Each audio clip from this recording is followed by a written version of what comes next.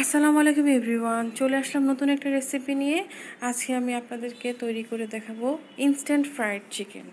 কোনো রকম স্পেশাল মশলা ছাড়াই ঘরে থাকা সাধারণ উপকরণ দিয়ে কিভাবে বাসায় আমরা রেস্টুরেন্টের মতো ইনস্ট্যান্ট ফ্রাইড চিকেনটা তৈরি করতে পারি খুব সহজে, সেটা আমি ইজিভাবে একদম সহজভাবে আপনাদের সাথে শেয়ার করব, যাতে করে আপনারা বাসায় এটা তৈরি করে ফেলতে পারেন। যেহেতু ছোট বড় সকলেরই এই চিকেন ফ্রাইটা পছন্দ।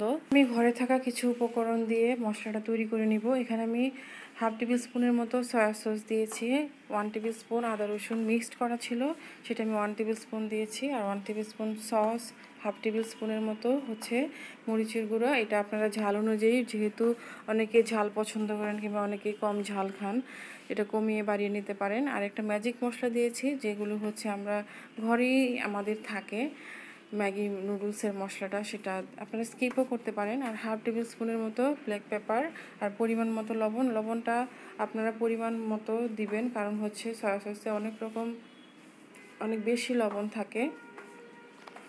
আর এখানে আমি লেগ পিস নিয়েছি 4টা, আর প্রতিটা পিস কিন্তু আমি এভাবে মাঝখানে কেটে কেটে নিয়েছি, যাতে মশলাটা ভালোভাবে এটার ভিতরে ঢুকে যায়। আর অনেক ভালোভাবে এটা মাখিয়ে নিতে হবে, কারণ যত বেশি মশলাটা আপনার এখানে মাখানো থাকবে কিংবা ম্যারিনেট করা থাকবে, আপনারা যদি হাতে অনেক বেশি সময় পেয়ে থাকেন তাহলে কিন্তু এটা 1 ঘন্টার মতো ম্যারিনেট করে রাখতে পারেন, তাহলে কিন্তু অনেক ভালো হবে। আর এখানে আমি ময়দার মধ্যে কিছু পরিমাণ মরিচের গুঁড়া আর একটু লবণ, হালকা পরিমাণ লবণ দিয়েছি। আর এটা যেহেতু ইনস্ট্যান্ট, আমি বেশি সময় নিব না। আপনারা দেখতেই পাচ্ছেন আমি কিভাবে তৈরি করতেছি। পানির মধ্যে নর্মাল পানি নেবেন, অবশ্যই নর্মাল পানি, নর্মাল টেম্পারেচারে এই ময়দার মধ্যে কোট করে করে আমি কিছু 30 সেকেন্ডের মতো এটা ভিজিয়ে রেখে আবার কোট করে নিব।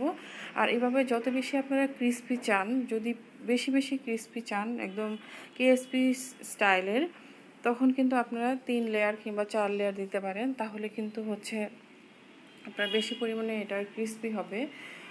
আর যেটা চাইনিজে আমরা খাই সেটা কিন্তু এতটা ক্রিস্পি হয় না, মোটামুটি ফ্রাইড চিকেনটা যেরকম হয় সেটা। এটা আপনার হাতের সময়ের উপরে ডিপেন্ড করে কিংবা আপনি কীভাবে খেতে চান সেটার উপরে ডিপেন্ড করে।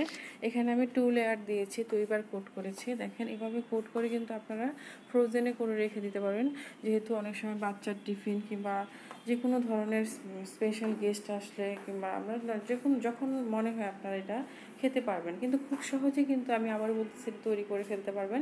এখানে আমি একটা প্যানে কিছু পরিমাণ তেল দিয়ে দিয়েছি, আর তেলটা অবশ্যই ভালোভাবে গরম করে নিতে হবে।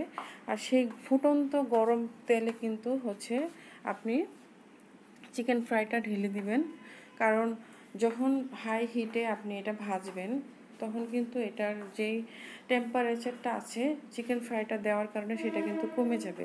কিন্তু নর্মাল হিটে যদি আপনি রান্না করেন তখন কিন্তু এটা খুলে যাওয়ার পসিবিলিটি থাকে। দেখেন আমি যখন এটা দিয়েছি তখন কিন্তু মাশাল্লাহ একটা কালার ছিল, এখন আরেকটা কালার হয়ে গিয়েছে। আর মনে হচ্ছে খুবই ক্রিস্পি হবে, খুবই টেস্টি হবে, আপনারা দেখেই বুঝতে পারছেন। আর খুবই হাই হিটে কিন্তু আমি এটা ভাজতেছি। আপনি যদি এখানে আরেকটা লেয়ার করতে চান তাহলে কিন্তু এই জিনিসটা আরও ক্রিস্পি হতো। আর মাশাল্লাহ এটাও অনেক ক্রিস্পি হয়েছে। আর এভাবে কিন্তু আপনারা ছোট বড় সবাইকে এই চিকেন ফ্রাইটা কিংবা বাসায় যদি চাইনিজ কিছু রান্না করতে চান তখনও কিন্তু আপনি এটা বানিয়ে দিতে পারেন বাচ্চাদেরকে। অসংখ্য ধন্যবাদ প্রথম থেকে শেষ পর্যন্ত আমার এই ভিডিওটি দেখার জন্য। আর আপনাদের যদি কষ্ট না হয় তাহলে এই রেসিপিটি আপনাদের ফ্রেন্ডস অ্যান্ড ফ্যামিলির সাথে শেয়ার করতে পারেন এবং লাইক কমেন্টস করতে ভুলবেন না। আর যদি আবারও বলতেছি, যদি আপনাদের কষ্ট না হয় তাহলে কিন্তু আমার চ্যানেলটি সাবস্ক্রাইব করে নেবেন এবং নতুন নতুন ভিডিও দেখার জন্য আপনাদেরকে আমন্ত্রণ রইল। তো সবাই ভালো থাকবেন, সুস্থ থাকবেন। আল্লাহ হাফেজ।